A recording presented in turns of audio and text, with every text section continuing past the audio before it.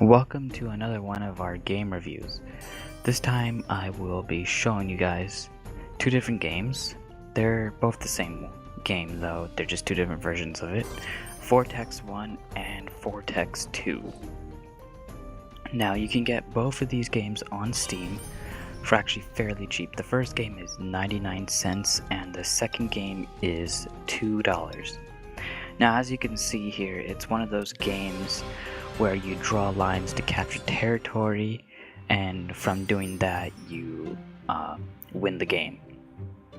Now you have to follow the objectives, and that's pretty much how you win. Or you could just capture the whole map if you wanted to, but sometimes that's not really an option to do because it'll take too long. Now if anything hits your line, you actually die and you get 5 lives per level. And the first game has, I'm trying to think here, 12 sectors, as you saw from that map there. And the thing is though, when you progress to the other parts of the game, it actually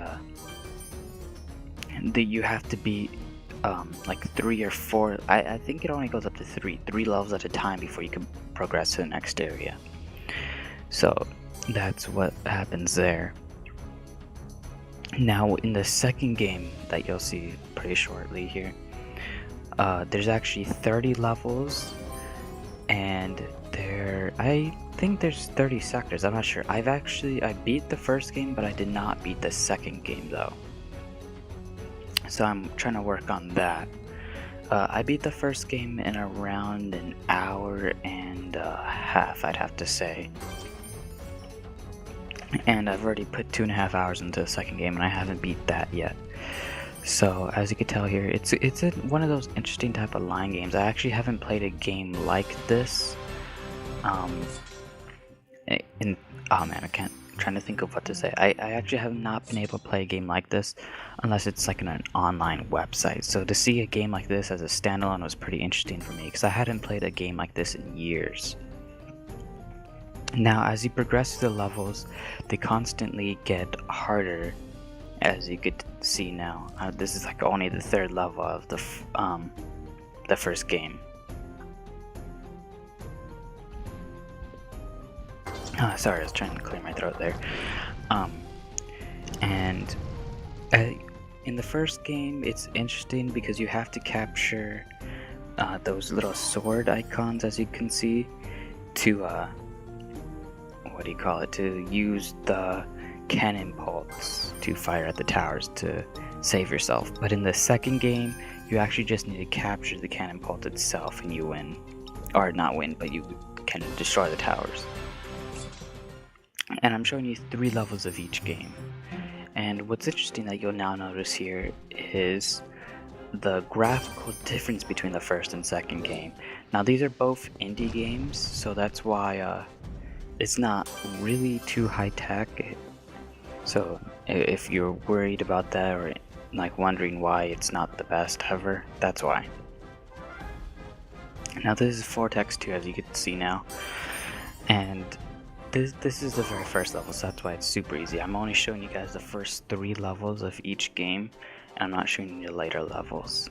And the second game actually has more challenging levels. You have a lot more like minions that you have to deal with. In the first game, there's 3 different types of dragons, I think: regular, bone, and fire breathing ones. And I believe there's cannon bolts, maybe? No, not cannon bolts, but ballista, and I'm trying to think. I want to say like towers that shoot arrows at you, but I may be confusing it with this. But in this game you have ogres and cave bats and stuff, and I still haven't actually finished seeing all of the different minions in this game. So you could tell here that if it actually touches the line, you do lose a life, so that you always want to be wary of that. Now what I haven't been able to tell you guys is you may be interested in this because let's say you all, I'm sure, are aware of Steam having their trading card type deals with games giving you trading cards, which you can then craft for badges, which then allow you to customize your profile. And if you wanted to find a cheap game to find badges, well, this is the one you may be looking for. As I said before, it's pretty much $3 in total for you to get this game, and they both allow you to get badges, and both of them only have 5 trading cards to get before crafting a badge. And they're fairly cheap, they range from 18 to 30 cents compared to other games which are like 30 cents a piece, and there's like 8 different cards that you need. So if you're interested in getting a game with badges included into it, this would be your game. And it's just like, it's one of those more relaxing type of games that you may want to find yourself playing instead of one of the hardcore FPS shooter games that you generally see. Now, I'm going to be posting more game reviews in the nearby future. When I will do those, I do not know.